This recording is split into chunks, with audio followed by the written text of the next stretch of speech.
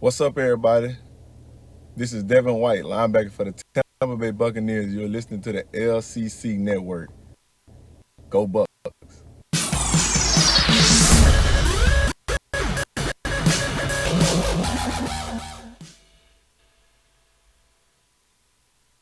Hey everyone, welcome to the Commissioner's Clubhouse and the LCC Network for Week 3 of 2021, or at least Week 3 of our off season. We have got a couple things to go over with you guys. We're going to break down kind of what's going on in the LCC rule change voting. We're going to talk about the NFL playoff scenarios, or not scenarios, but picture at the moment with the NFL NFC Championship and AFC Championship, and we'll also actually announce who won our Little Critter Bowl game over there in the RBCDL. But with me today, I've got none other than my right-hand man, Jordan Badass Floyd. Yeah, I'm here. Y'all heard that. That's the hand he plays with himself. That's me. But good to be here. I'm going to play your sound drop real quick. Sky rockets in flight. Afternoon delight. All right. Love to have it. Love to have it. Boo. Boo. No, but Jordan, I mean, man, what do you think of like the voting and stuff going on? I think we have roughly half the people voted so far. And surprisingly, one of the questions, the question isn't surprising, but the responses have been surprising. One of them was like, would you be willing to volunteer with anything in the league? And we actually had a surprising number of people say yes. Some people said they'd help with the podcast. Some people said they'd help with the Twitter account. Some people just said, no, I've got too much going on. That's totally understandable. But I was personally surprised by that, how many people so far have volunteered. That's pretty cool. Yeah, that is cool. I don't know the full results like you do. I know my own votes and a few other people that I've talked to individually. But yeah, that's cool that people would volunteer to help out. Why haven't you volunteered sooner? I know, right? But it's all good. Better late than never. No, I'm just glad people are willing to help out. I get it. Like, if you can't, you can't. I'm not going to hold that against anyone. Yeah, I mean, some weeks, like me and you, have trouble getting on the same page for the podcast. I mean, my God, it took me like a month and a half to finally get our rule proposals put into a poll. So, Yeah. I mean, obviously, we all have got stuff going on, so that's totally understandable. But do you want to start off, Jordan, with the playoffs, or do you want to start off with the bowl game result, or do you want to talk about the rule changes first? Let's let them know how the rule changer votes are trending. For those that haven't voted, you still do have time to vote, but this is kind of telling you like which direction they're headed, whether you want to jump on board and help solidify that vote or have your voice be a swing decider and go the other way on something, but we'll break down that a little bit coming up right now. Yeah. First question on the poll is, should we get rid of divisions? And maybe I could have explained this a little bit more about it. I feel like it's pretty self-explanatory, but Afali brought up he would like to get rid of divisions because at this point with 24 teams, he thinks everyone should compete more head-to-head. The opposing argument to that is you want to keep maybe league history, establish rivalries, annual rivalries, that kind of stuff.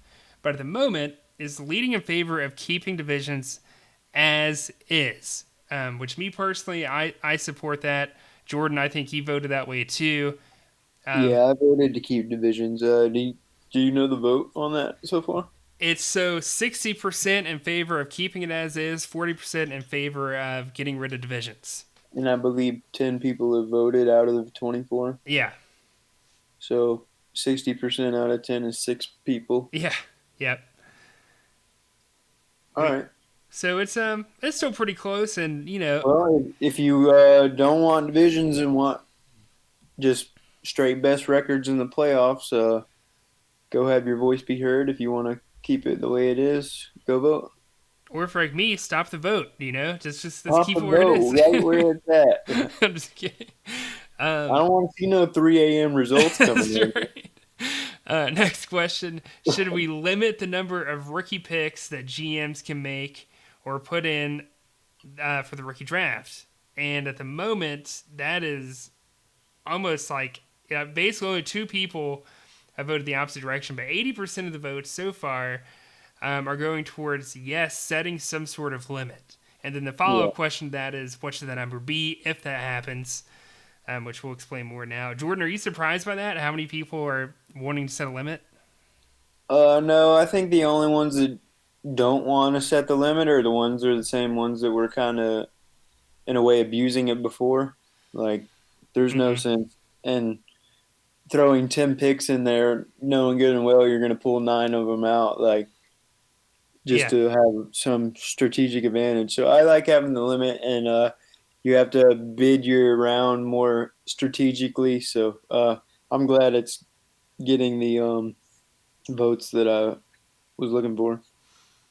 Yeah, I think for me, like, I'm not even that. It was what bothered me. Is like for me, I was the one like scheduling the rookie draft, and the rookie draft goes on for a whole weekend. You know what I mean? At least sometimes it spills over to the beginning of the next week, and I'm like, my God, this could be so much faster if people would have just put in the picks that they knew for a fact they were going to use instead of just putting in all their picks and then constantly skipping. And if they don't skip, you got to wait till their time is up. Yeah. So it's just And I necessarily didn't mind that part of it. I know you do more because you scheduled it. But like if they were going to be used, I didn't mind it lasting that long because I like interactive parts of the league that every day we do have something to hop online and look at, you know what I mean? But, so that part really doesn't bother me, but it's the part that you would get all the way down to a deadline, say 3 p.m. on a Tuesday where somebody had to pick, and that's when you would learn they were skipping their pick. Like, it's just an unnecessary time wasted, anticipation built up for no reason. And then the follow-up question, what should that number be? It ranges from 1 pick to 6 picks. So that's a pretty broad spectrum. 1 person has voted for 6. 0 people have voted for 1. I know who the 6 is. Who was that?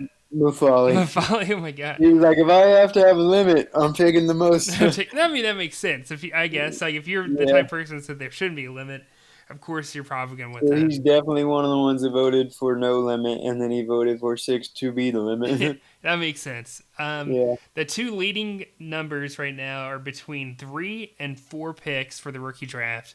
3 people have voted for each. 1 person for 6, 1 person for 2, and 2 people for 5.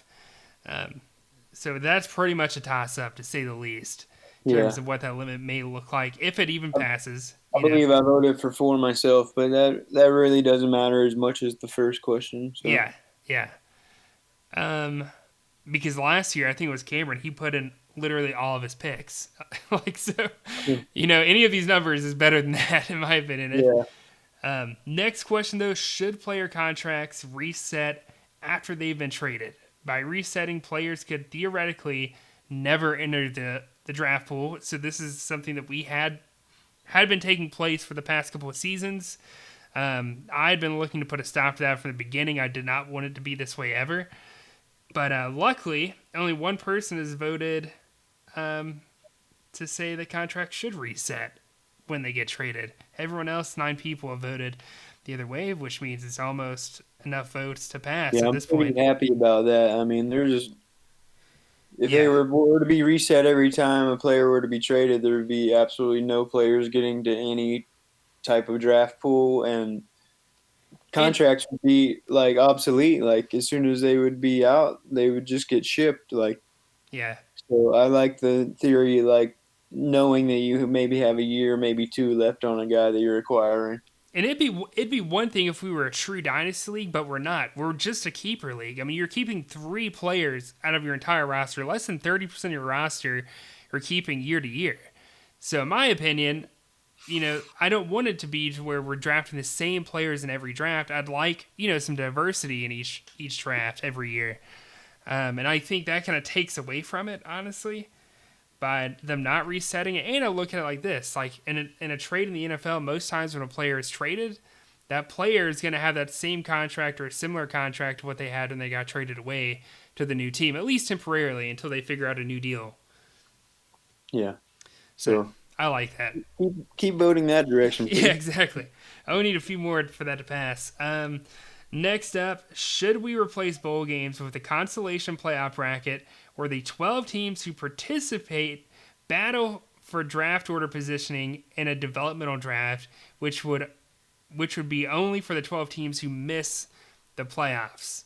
If that was a long question for you, you can definitely rewind that and re-listen to it. But at the moment, 80%, so 8 out of 10 people, are voting for yes. They do want to replace the bowl games with the consolation playoff bracket.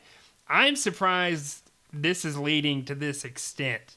Because I thought a lot of people were going to look at that and say, well, it shouldn't just be the bottom 12 teams competing, to have it for the consolation bracket, right? It should be everyone. And so I'm surprised that many people are voting for it. I did, because I came up with the rule. That idea. I mean, don't get me wrong. Even if this doesn't pass, the next question is: would you be interested in us doing a developmental draft, even if we don't do the consolation bracket? To me, that question is more important, because if anything, I want it to exist, whether or not only the 12 teams who miss the playoffs are in it, or everyone who's in it, and it's kind of like the rookie draft. Now, Jameson did bring up a good counter argument to the consolation playoff bracket and only allowing those 12 teams to participate in the developmental draft. And his argument was, well, that's basically going to devalue the rookie draft if you do that, because you essentially have 12 picks guaranteed to be taken out of future rookie drafts. And so that's a really good counter argument to that, in my opinion. I thought it would be one pick. No, it'd be one pick for those 12 teams.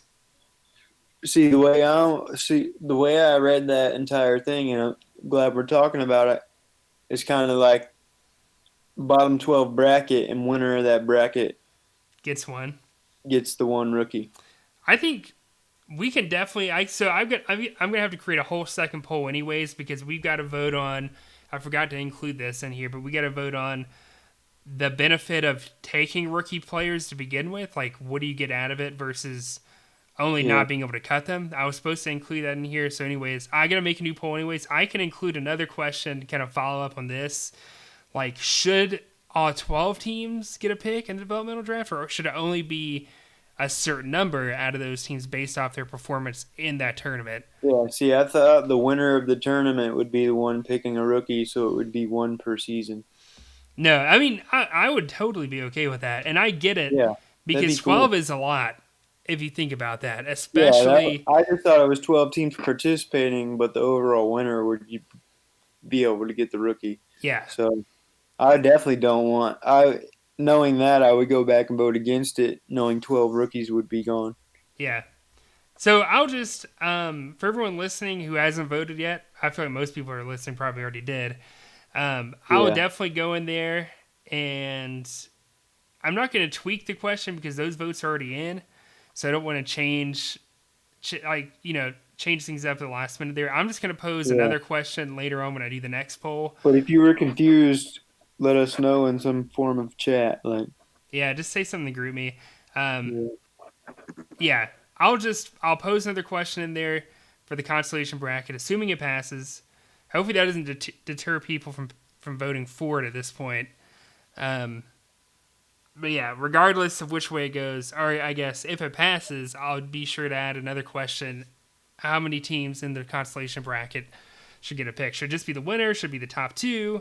Should it be top 4? And then base the order off of the final results of the bracket. But anyways, we'll keep it moving here. For the next question, by the way, the follow-up to that, yes, 60%, so 6 out of 10 people voted that they are still interested in developmental draft, even if we don't do the constellation bracket. Next question here. Should we replace the current off-season waiver wire with a free agent acquisition bidding system, or more commonly known as FAB, F-A-A-B? So basically to replace the system we're using now, where You get 2 picks. Is basically, think of it as a draft, but you're only able to draft players ranked like 250 and worse from the previous season that are free agents. Instead of doing it that way, a draft system, everyone has an equal amount of money, essentially, that they can spend on players however they want, just in the offseason. You can only get 2. That is leaning. In fact, I'm the only person to vote for it. 9 out of 10 people have voted for no. Keep the offseason waiver wire system. And I can understand why some people are voting that way, just because if you're the type of person that wants parity, then maybe you're the type of person that's like, no, I'd rather those bottom teams from the previous year have a shot at getting players, better players, than they would maybe if they did a fab system.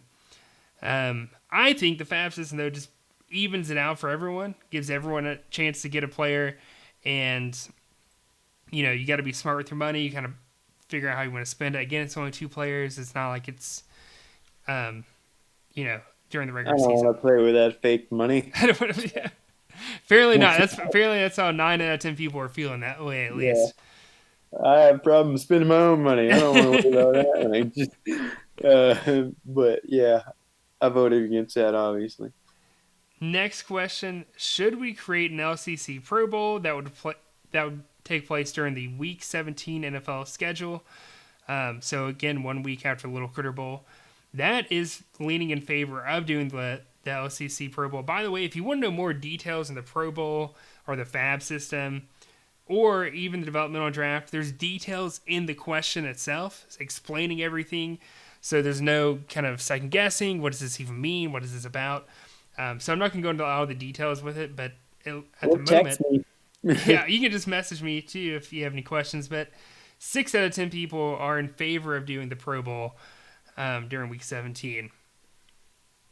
I think the biggest opposition to that is because I feel like there's money involved or something, and I could see some people like, oh no, I don't want the 2 teams who lost in the playoffs to be able to get money.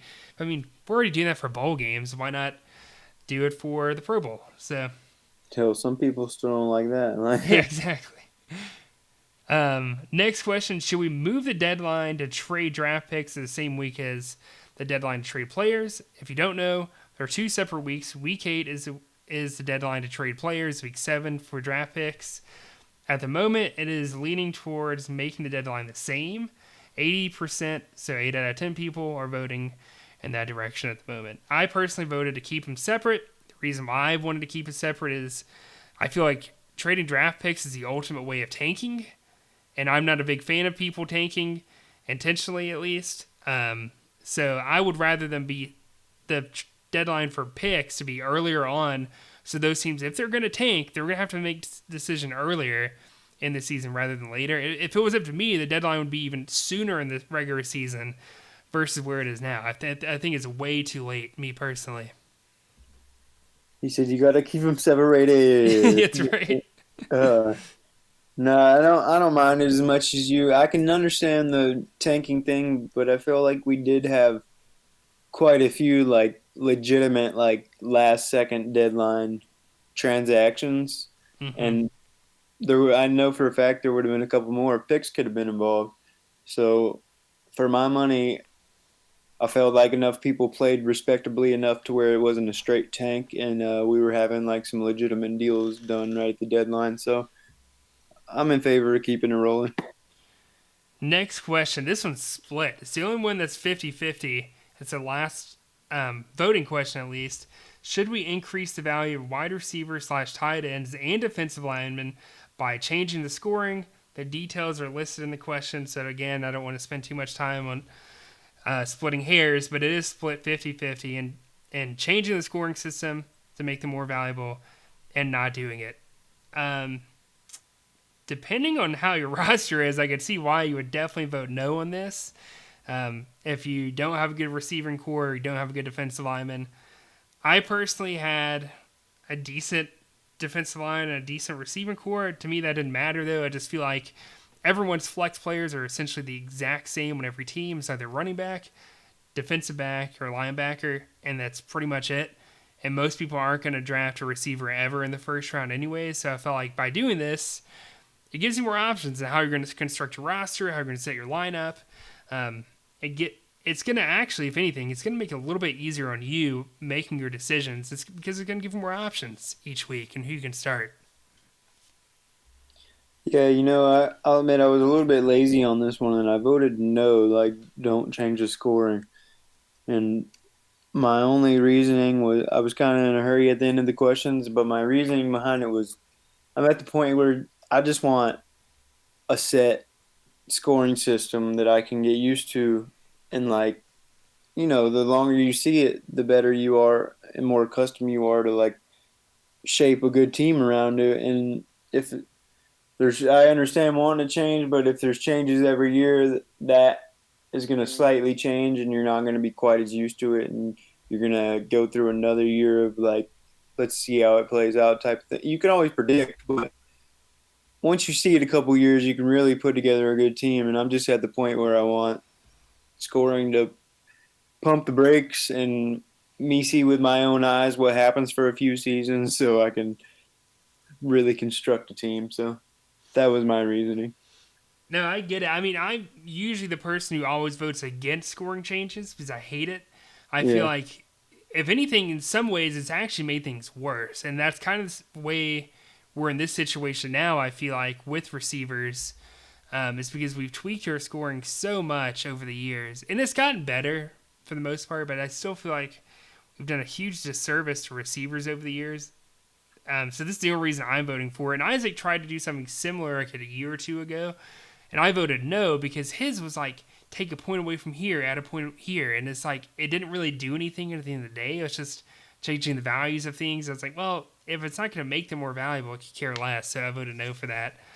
But yeah, that's split right now. I would imagine it's probably going to be, that's going to be the closest poll out of all of these, I guarantee you. It's probably one of the more controversial ones, believe it or not, even more so than the division one, in my opinion. And then the last one, it's not a poll question really, but it's, again, are you interested in helping?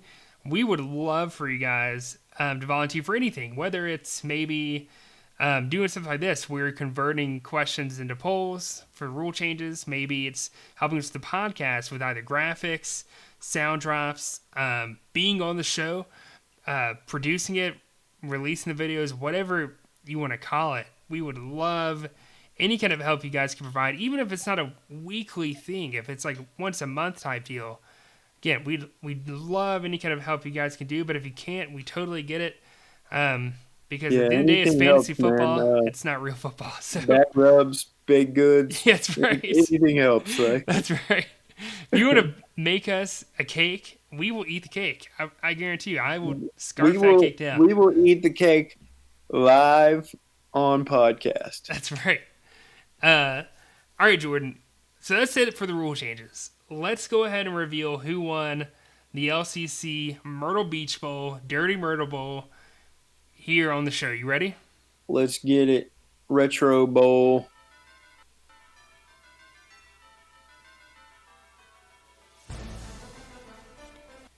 Okay. Sorry, I did a little sound drop, Jordan. So if it was long silence in your end, that's why.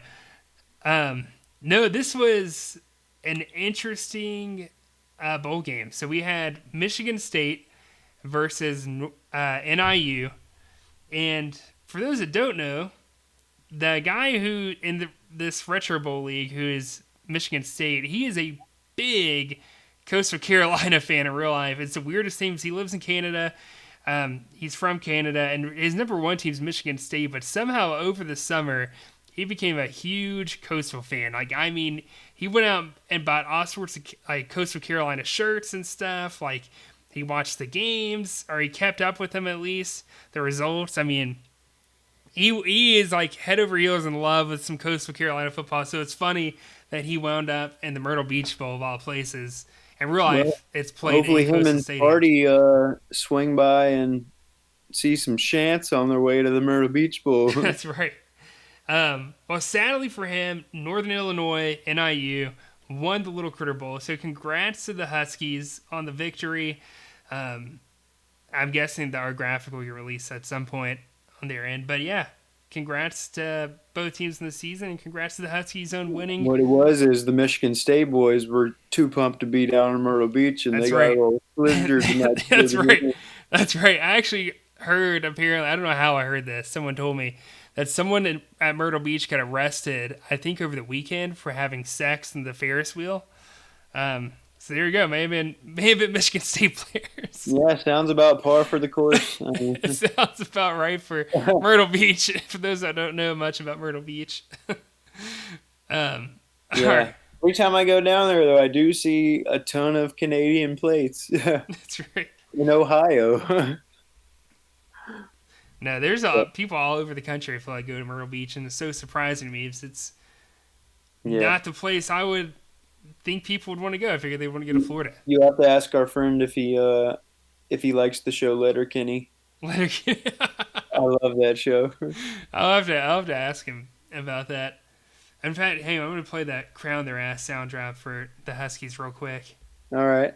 Now, if you want to crown them, then crown their ass.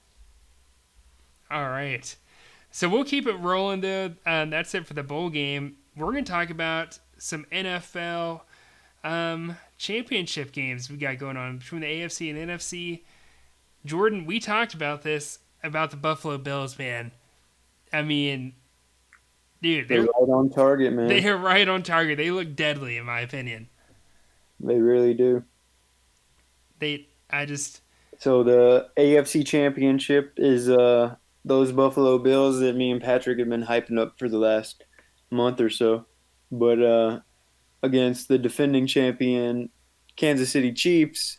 And probably the most interesting thing about this game early on is technically Patrick Mahomes is still in concussion protocol. So, of course, if he doesn't go, that changes the entire complexity of the game. But what do you think about it, Pat?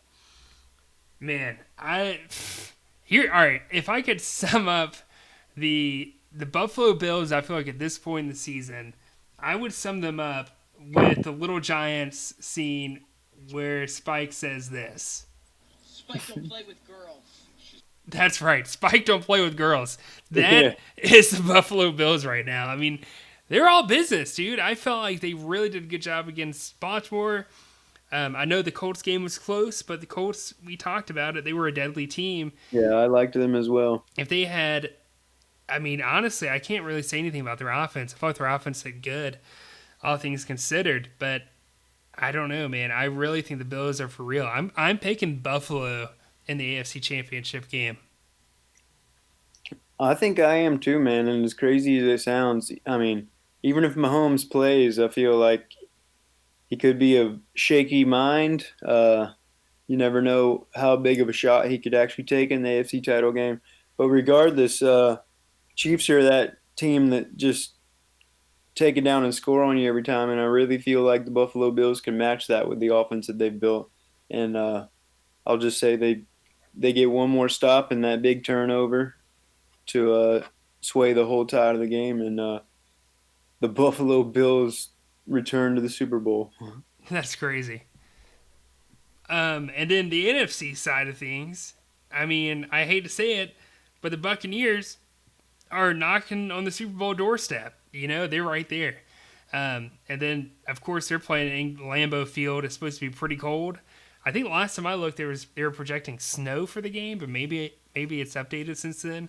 Regardless, it's Green Bay in late January. Who the hell wants to even be there, let alone play a football game there? If you're not Green Bay, at least. I mean, I've said it all along, and I know I look like an idiot for saying this, but to me, the most overrated team is still Tampa Bay in the playoffs at this point. I get it. I mean, their defense was lights out against New Orleans and Drew Brees, and I hate it for Drew Brees, but I just hate the Saints, so sure, why not? I mean, I guess the Bucs can win. Who cares? As long as they don't go to the Super Bowl, and they better not win the Super Bowl, I'm going to really be upset. But I don't know, man. I don't know. Drew Brees has played in cold weather, in the snow before, in the championship games, but dude. Tom Brady? Yeah, sorry, Tom Brady. Who did I say? Did I say Drew Brees? Yeah, you said Drew. Sorry. I kind of want to go Green Bay in this. I think I'm going to go Green Bay. Despite Tampa's defense, I'm still going Green Bay. Yeah, I'm definitely not as low on Tampa Bay as you are. You've been pounding that drum for a good time. But man, at the end of the day, I'm pumped up to watch this game, though, regardless of who wins. Like, I don't like the Buccaneers; they're a division rival, so I'm rooting for them to lose, of course. But like, you can't ask for a better like championship Sunday than a Tom Brady. Tom Brady versus Aaron Rodgers. We've never got to say that in playoff history before. We could have saw it in a previous Super Bowl, but we haven't. But this is the first time we've literally get to see these two legends. We've got to see them the past 17 years. It feels like I don't know what it's been, 18 years, but at least for Tom and a little less for Aaron. But they finally get to lock horns in the playoffs, and I'm pumped for it. But at the end of the day, I am picking Green Bay like you did, and some factors. I know it won't affect Tom as much, but I do like the cold weather. Last I have seen as well, about 30 degrees and snow at kickoff. Um, I don't think it'll affect Tom, but It might affect their defense. Aaron Rodgers, man, he's been playing lights out, and I think it's about time he gets to his second Super Bowl. Like he's a legend. He's going to Hall of Fame, and it's crazy to think he hasn't even returned to a Super Bowl since winning one in his 20s. And everybody thought that team would be back to a few by now, and it just hasn't happened. So I'm excited to see him have his opportunity to get back to one against the GOAT, Tom Brady. And I'll say they get it done and go back to the Super Bowl. And I guess that leaves us both with a Packer-Bill Super Bowl matchup. Yeah. And to me, this isn't even Green Bay's best team since they went to the Super Bowl. It's not even close. Like this isn't even close to like some of the better teams they've had, but somehow, they've done really good up to this point. I will say this may not be their best team that they've had, but I do really believe this is the best Aaron Rodgers has played in a long, long time. He's elite. I mean, it's ridiculous. He's doing a lot. I'm looking for him to put him on his back just one more night in Green Bay and get him the Super Bowl. I won't be surprised if Tampa wins, but I'm really liking Aaron Rodgers in that game, and I think he's going to have a big, big day. So, last thing, Jordan, before we call tonight, we gotta mention it as Panther fans. Deshaun Watson possibly coming to Carolina. Holy shit, I'm gonna call. Yeah, man. Wouldn't that be awesome? I guess in general it would be Deshaun Watson possibly on the trade block. But from everything you've seen reported from national media, man, it seems like we get mentioned in almost every article or video. And whether how true or it is or not, you got to feel pumped up as a Panther fan. Oh, for sure. I don't know what fan in the right mind wouldn't want that to go down. I'm prepared to give up the kitchen sink. Can you imagine the amount of cap room that we would have tied between our backup and our starting quarterback? Give it to me.